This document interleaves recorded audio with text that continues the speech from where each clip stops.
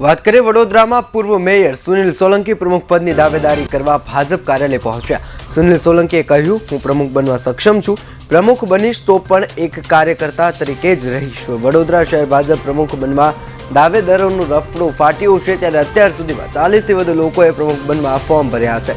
પ્રમુખ બનવા માટે ભાજપ કાર્યકરોમાં અનેરો ઉત્સાહ જોવા મળ્યો છે, ત્યારે ભાજપ જિલ્લા પ્રમુખ સતીશ પટેલ, ભાજપ નેતા ધર્મેશ પડિયાએ પણ ફોર્મ ભર્યું છે।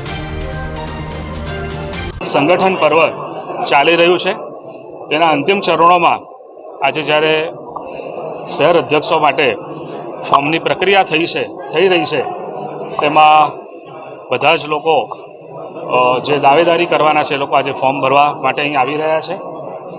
ભારતીય જનતા પાર્ટીના સંગઠનની એક આ ખાસિયત છે કે પાર્ટીના વર્ષોથી દિવસ રાત જોયા વગર જે કાર્યકર્તાઓ કામ કરતા હોય છે, એ કાર્યકર્તાઓને પણ તક મળે, એ કાર્યકર્તાઓને પણ કોઈ જવાબદારી મળે, તે માટેની આ એક પાર્ટીની પદ્ધતિ છે અને એ પદ્ધતિના ભાગરૂપે હું પણ આજે અહીં આવ્યો છું।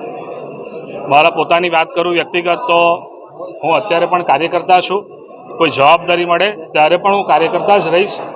આ પ્રકારની માનસિકતા કાર્યકર્તા તરીકેની મારી પોતાની છે અને ભારતીય જનતા પાર્ટીએ જે પ્રકારે આદરણીય વડાપ્રધાન ગુજરાતના પનોતા પુત્ર માનનીય શ્રી નરેન્દ્રભાઈ મોદીજીની 2047માં વિકસિત ભારતની જ્યારે પોતાની જે લક્ષ્યાંક છે એને સિદ્ધ કરવા માટે અસંખ્ય યુવાઓ ભારતીય જનતા પાર્ટીમાં જોડાઈ રહ્યા છે, અલગ અલગ જવાબદારીમાં છે, ત્યારે આ પ્રકારની ભાવનાથી ઘણા યુવાઓ ભારતીય જનતા પાર્ટી તરફ પ્રેરાયા છે અને યુવાનોને તક આપતી પાર્ટી છે।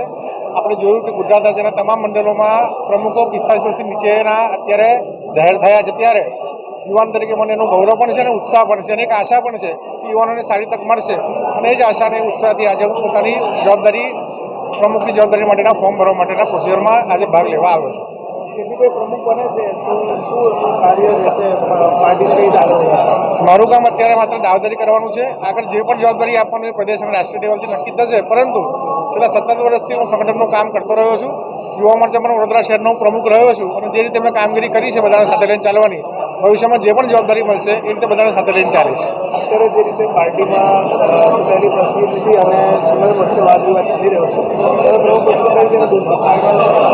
ભવિષ્યમાં જે પણ જવાબદારી પાર્ટી અમને આપશે એમાં કેવી રીતે બંને વચ્ચે સમન્વય થઈ શકે અને આ પરિવાર જ છે, પરિવારો નાની મોટી વાતમાં બધા મનભેદ હોય તો એ કેવી રીતે ઉકેલી શકાય એનું વડીલો પણ મંથન કરતા હોય છે, અમે પણ મંથન કરતા હોય છે, ત્યારે બધા બેસીને એનો નિકાલ કરશે એવું મને આશા છે।